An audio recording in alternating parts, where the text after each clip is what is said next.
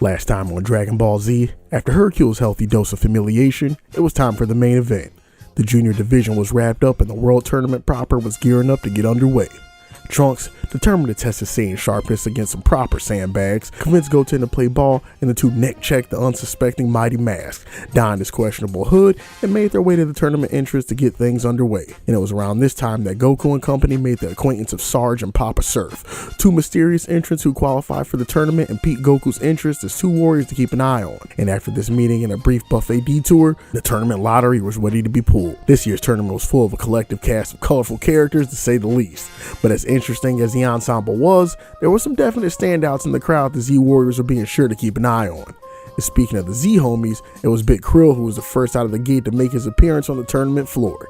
And despite the frankly massive difference in scale when compared to his opponent, just like in his marriage, Big Krill was once again able to prove that size isn't everything, getting up in Pingtar's guts with reckless abandon and ending the battle with a KO victory and ring out in a matter of seconds. With Pun Pun going night-night, the tournament was set to continue and the crowd went crazy waiting for the people's champ, the tiny but mighty Videl, to step up to the stage and take Spopovich's candy ass back to the cleaners pronto, just as their dad had done at the previous tournament. As Videl made her way to the fighting ground, we get a brief cut to Supreme Kai, whose usual smugness has given way to a look of caution and concern directed at Spopovich, who was making his way forward to the arena as well. To drive home the sense of something being off, the anime gives us a brief cutaway to the previous World Martial Arts Tournament, where a much smaller and significantly hairier Spopovich was easily dispatched by Hercule, driving home to the audience just how much Spopovich was not and never has been that guy. By all accounts, this should have been all but a guaranteed dub for the tomboy tussler. With the combined cries of everyone in attendance, Videl, known as the daughter of the most invincible man the earth had ever produced, wasted not a single second going to work on Spopovich, showcasing her superior speed, hitting Buddy with 100 crack fists of the North Star, followed by a jumping kick delivered with her Doc Martin straight to the side of Spopovich's jaw and sending the man flying across the arena in a record time. Had man's whole world turned upside down, turned dude from Mario to Waluigi. It was so bad everyone in the arena, including the announcer, thought Buddy would sleep off the first exchange and began the count. And announcer Sama was mad disrespectful about it too, talking loud as hell in Spopovich's ear the moment he thought it was raps, like Joe Rogan up in the octagon. Bro didn't even have time to register if he was concussed or not before getting the mic straight to the face. Big Sandwich was like no need though and stood up at the count of -1 and was immediately ready to get active again. Then Big Man and Videl started boxing, only for Videl to hit homie with the softball slide she picked up in PE class and sleep him again with the same kick she hit him with last time. And starting here is around the time Videl starts to get a bit confused, because it's clear from the absolute wash cycle he's getting put in, he don't got hands like that for real. But at the same time, this dude is frankly taking inhuman levels of damage. Kicks as clean as she was putting on Buddy should have had his brain dancing to Mambo number 5. Ladies and gentlemen, this is Mambo number 5. For some reason, man like Big Vich was able to get up and walk it off as if nothing happened. So Videl's like, alright, man's gonna be like that, let me bust out some of the advanced stuff. Grabs Spopovich's shirt and hits him with a textbook Tomoe Nage. Had dude's whole body weight airborne and landed directly on his neck, and by all accounts should have had him slumped or worse. But once again, just like Jason Voorhees peeping some camp counselors getting a little too acquainted, the homie is right back on his feet in no time and is ready to tussle. Videl decided she has no desires to end up like the horror movie victim out here in these World Tournament streets, puts everything she has into one last combination that she is positive will put this man to sleep. With all the power her biker shorts can muster, Videl hops in the air and once again delivers a free taste test of Big Spoke of her battle-ready Doc Martens. She then hits Buddy with an elbow that would make Meta World Peace blush, a knee to the jaw that lands flush and by virtue of human anatomy should have hit the lights out button on realistically anyone, no matter how many pounds of muscle you might be hiding behind. The combination was so clean it even had Gohan and his do-rag on the sidelines about to approach the stage with flowers and a Gatorade ready to claim the dub. But just like that case of chlamydia y'all caught on y'all sophomore year at university messing with that chick in the Harley Quinn cosplay, Big Vich returned with a vengeance, this time smiling because he just knew what type of diabolical antics he was about to get up to and he couldn't help but grin a little bit. It's at this point right here where the whole vibe of the scene changes, where we go from optimistically hoping for a Videl victory from an overly bullet spongy boss battle to praying the whole thing will just end and asking Gohan to throw in the damn do-rag and call the thing off like when Apollo was up against Drago and Rocky IV. You know the whole thing was going sideways when Goku of all people opens his mouth and tells you to call it quits. This man is arguably the embodiment of drawn out shonen ass beatings. When you got Kakarot of all people in your corner telling you something is bad, look, I promise you just sit down and listen. But alas, as we are all acutely aware at this point, that is not quite what happens. Now real quick, I just want to speak on why this scene is as infamous as it is. Ass beatings are synonymous with DBZ as big hair and grown men screaming at the top of their lungs at this point. So seeing the character get their stuff pushed in is far from a rare occurrence. But what makes Videl's loss to Spopovich so crazy is just how drawn out and cruel it was. Looking back at it, it's such an insane tonal shift coming off Gohan's wacky slice of life adventures that it kinda makes you side-eye Toriyama just a bit, and that's exactly what Big Bro was cooking. Videl's massacre from Spopovich spans multiple episodes and a good 3 to 4 chapters in the manga. And while we have seen long drawn out ass whoopings in the story before, the combination of Videl's pained expressions, the characters' reactions, and the increased gore compared to most fights in the series is enough to catch a lot of the audience off guard and create a starkly different atmosphere from your average hero losing a battle type situation. And while I won't sit here and exaggerate like Videl's ass whooping is the hardest and most goriest thing ever to watch in shonen manga, believe me, I've seen much worse even in my own experience. To play like it's not a step further from what we normally see in the series would be a bold-faced lie.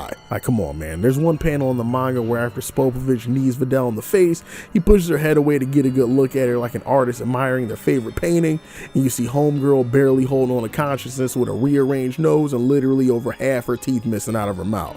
This is not your average DBZ post-loss screenshot. On a personal level, I think the whole thing hits me so hard because it's like fighting your sleep paralysis demon if it was a real dude. Y'all ever have one of those dreams where for whatever reason you find yourself throwing hands and no matter how hard of a punch you throw, the dude is just eating it in the moment before you get flatlined, you wake up? Yeah, this Videl fight is like that, but without the waking up part. It also reminds me of another infamous beating in the Frieza saga when the prince was getting his salad tossed and the galactic tyrant took him to Red Lobster for those back shots. That was another beating that had a different level of cruelty to it that you could argue is right up there with Videl's whole mess with Big Spopovich. The whole time Videl is getting splattered across the World Tournament floor, the whole crowd is watching in abject horror as the offspring of the world's strongest warrior was getting her number pulled by a man who was by all accounts supposed to be a nameless jobber that none of them had to worry about. Even Vegeta, while he might not have said anything, was looking at the going on in the rings like, yo, my hands are ready to eat for everyone too, but this Spopovich clown is taking things a little far even by my standards. The craziest part is Gohan. Bro, can y'all imagine seeing the girl you mess with literally getting dragged through the mud and her teeth knocked out while you just chill on the sidelines with your silky just gritting your teeth? What type of time was this man on? But this was even goofier. About 97% through watching this girl get packed up, Gohan is like, I'm mad, and is about to let out some of that prepubescent rage you ain't seen since the Cell Saga. But for some reason, Goku's on the sidelines like, whoa, Gohan, calm down. If you go out and help her now, you're gonna forfeit your match. Two things. One, ain't you the fella that said old girl should have hung up the gloves like 6 minutes ago before Spopovich started turning her into toothpaste? And second, I might forfeit my place in the tournament. Be for real, man. Ain't nobody thinking about this funky ass tournament where your girl might be in a home health care drinking out of straw for the rest of her life as she gets her insides turned into pudding by a man quadruple her size. And y'all best be sure Spopovich wasn't done having his fun up there, but he went up to Videl's mangled semi-corpse and decided that in order to finish his finest work, he wanted to do a quick homage to American History X and place his size 19 Red Wings on the poor girl's head and begins crushing her skull. It was here when Gohan finally decided that he'd seen enough, when at the same time, Yamu, Big Vich's homie, yells out to him that time's up. Quit playing with the roadkill and take the dub, because apparently they had other fish to fry. Vich looks over at his comrade and immediately complies, dragging Videl's body like a sack of potatoes and dropping her onto the grass, finally ending the torture session and allowing those in the arena to breathe a sigh of relief for the first time in what felt like an eternity. First order of business, Gohan rolls up and grabs Videl because Kami knows this lady is in need of a first responder with the quickness. Knowing how drastic the situation was, Goku asks the homie Krill if he's got one of them things on him to help her get up to speed ASAP. But unfortunately, Krillin tells him that he's dry at the moment, speaking on how none of them were expecting to really have to box like that out here for real, so they didn't come armored up like they usually do. Goku then decides to make a quick pit stop at the Plug's house to ensure that his best chances of a lineage don't come to an end off a freak accident against a random jobber. As Gohan prepares to fly Videl out, he glares over to Spopovich and tells him that he's got something for that ass next time they link up. Then this demon Spopovich just smiles at him as if to say, yeah, whatever you say, blood. Where was that energy a few minutes ago when I was using your girl as dental floss? As Gohan gets Videl squared away at the infirmary, it's around this time that Satan gets word of the trip to Boomtown his daughter took at the hands of a known jobber Spopovich and is beside himself with confusion and worry. Satan heads into the hospital and sees his daughter battered lying on the bed and is ready to square up with Gohan, no questions asked, thinking he might have something to do with her coming to the facility looking like a washed hockey player. A tournament staff member clears up the misunderstanding though, and as Gohan prepares to make his leave, he gets one final parting message from Videl. Rip the M off Spopovich's head for me. With his vowed pledge, Gohan heads out, leaving Hercule alone to ponder over his daughter before catching a glimpse at her smile and immediately intuiting that his baby girl's into that absolute dweeb and gets salty like any father would. I'll admit y'all, up to this point I've been pretty hard on this man Hercule, but I think it's because up to this point in the story, barring his heroics with getting on his Mahomes timing with Android 16's head, he hasn't exactly done a lot to endear himself to the audience other than his presence being sheer comedy. But it's at this point where we get a glimpse at the man behind all the lying and the BS, and I'm a big fan of family man Hercule. As flawed as the dude is, Buddy absolutely loves his daughter and is willing to do anything, including placing himself in danger if he feels like it'll protect her. This moment in the hospital is a quick glimpse giving subtle hints of the real one that lies within Hercule's Satan. As other parts of this arc is going to show, this dude is an absolute ride or die when it comes to his friends, and as infuriating as his lies might be at times, if the dude considers you a friend, he will literally square up with the world's strongest creatures to make sure you good. You can't really do much except dap dude up and give him top level respect for that. Gohan asked announcer Sama if they could take a quick break in the action before it's throw down with Red Shrek in order to get Videl a healing herb. Y'all already know how a real one gets down, but he bought Gohan a few minutes as the homie caught up with his dad, finessed the bean, and made his way over to Videl's room with the quickness. And we definitely know how man's like son Gohan gets down too. Kid just barges in the room and tells his girl who's on life support, yo, I got this magic bean from my pops who got it from a talking cat and it'll make you feel better.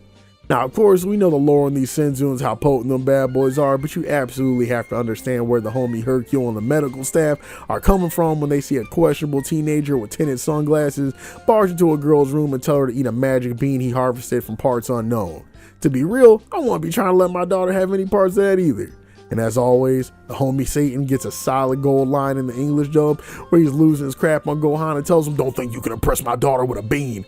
Yeah, and don't think you can impress my daughter with a bean! Trust me, sir, this will make her as good as new. No way, no bean! But he was not having it. This dorky ass teenager think he can just finesse his daughter in the Satan dynasty by offering her some bushes baked on a hospital bed? No thanks. Videl, on the other hand, knew better. Not only did she trust Gohan, but she knew how wild his people were. And if he tells her that he has a magic bean that'll make her feel better, then the only thing she can really do is go say less and down that bad boy. And that's exactly what she did too. As her pops was about to pitch a fit and run down Gohan to give him taste of that father-in-law dynamite punch, Videl took the perk and immediately started geeking, sitting up out of their hospital bed like the Undertaker in the second half of a match. Then if that wasn't wild enough, the lady springs to her feet and starts hitting the Yatta Chun-Li from Street Fighter 2 win pose, as though those injuries she caught from Rasputin earlier weren't even a thing. Down below, it was time for Gohan to get busy himself, step into the ring with Red Hawk, prepared for the festivities to get started.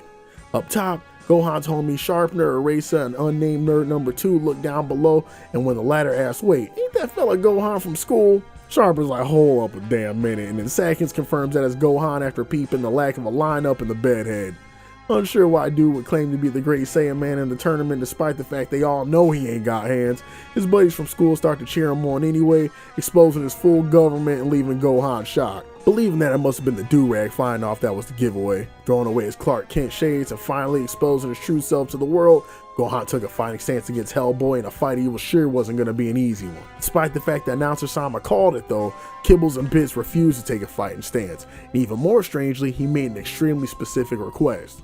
More accurately, a command of Gohan. Stop the half-stepping and turn Super Saiyan right now so I can find out if you're actually worth rolling with us or not. At this point, Gohan had an excessive number of questions, namely how this dude knew about Saiyans and if he genuinely expects him to transform in front of all these people and blow his already lackluster cover. It's also during this time that Daddy Smurf rolls up to the Z crew and politely but sternly makes a request to the team. informing them that in the next few minutes things are about to get extra active, but whatever pops off, let it happen.